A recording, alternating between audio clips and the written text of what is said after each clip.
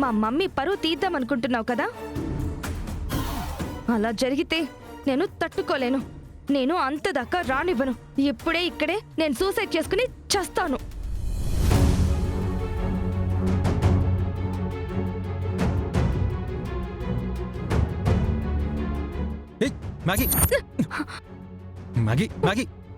నన్ను వదులు. వదులు. వదులు.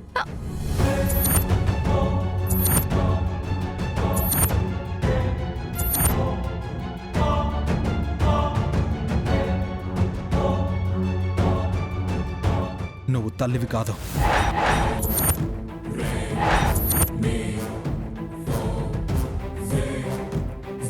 ఏంటి? ఎస్, నేను నీకు కడుపు నొప్పి వచ్చేలా చేశానే గాని కడుపు వచ్చే పనులేం చేయలేదు.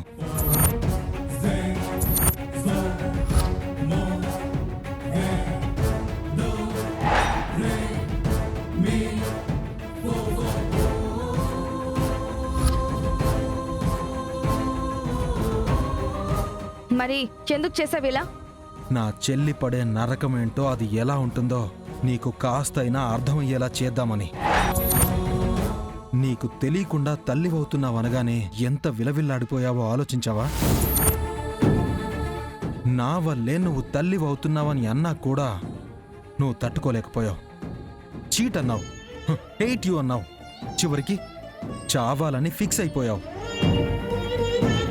కానీ నా చెల్లి తల్లయింది, తను కడుపుతో ఉంది, కట్టుకున్నవాడే తనపై నింద వేశాడు, సంబంధం లేదని అంటున్నాడు. అత్త అవమానించి బయటికి పంపించింది, ఊరు గేలి చేస్తుంది. అది తట్టుకోలేక నా చెల్లి ఉరేసుకోబోయింది. మా అన్నయ్య తప్పు చెయ్యడు. నా చెల్లి కూడా తప్పు చెయ్యదు.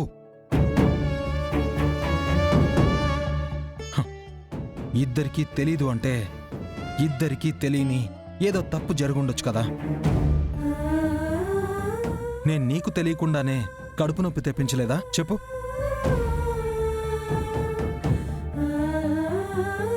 అయితే ఇప్పుడేమంటావు? నేను అనుకోకుండా ఈ డాక్టర్ గారిని కలిశాను. ఆవిడే దీనికి పరిష్కారం చెప్పారు. ప్రెగ్నెన్సీలో ఉండగా ఇలాంటి పరిస్థితులు వచ్చినప్పుడు ఉమ్మునీరు పరీక్ష చేసి పేరెంట్స్ శాంపుల్తో కంపేర్ చేసి తండ్రి ఎవరు అనేది క్లారిటీ వచ్చేస్తుంది.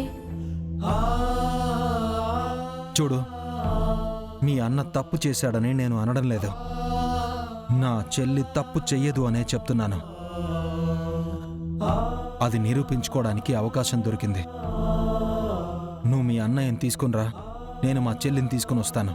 నిజమేంటో తెలిసిపోతుంది.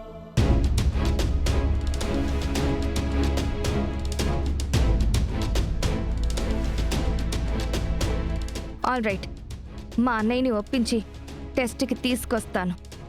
కానీ ఆ టెస్ట్ నీకు తెలిసిన డాక్టర్ దగ్గర కాదు, నాకు తెలిసిన డాక్టర్ దగ్గరే, నా ఫ్రెండ్ డాక్టర్ కావ్య దగ్గరే జరగాలి. ఓకే, నా పైన నీకు నమ్మకం లేకపోయినా నీ పైన నాకు నమ్మకం ఉంది Maggi. Agree and thank you. గుర్తుపెట్టుకో, నేను ఈ టెస్ట్ వరకే నీ చెల్లి బాధని అర్థం చేసుకుంటాను. ఈ టెస్ట్లో నీ చెల్లి తప్పు చెయ్యలేదు అని తేలిందా? Fine, happy. కానీ ఒకవేళ ఆ రిపోర్ట్స్లో తను తల్లి కావడానికి మా అన్న కారణం కాదు అని తెలిస్తే మాత్రం ఫర్దర్ కాన్సిక్వెన్సెస్ చాలా దారుణంగా ఉంటాయి. ఇది బాగా గుర్తుపెట్టుకో.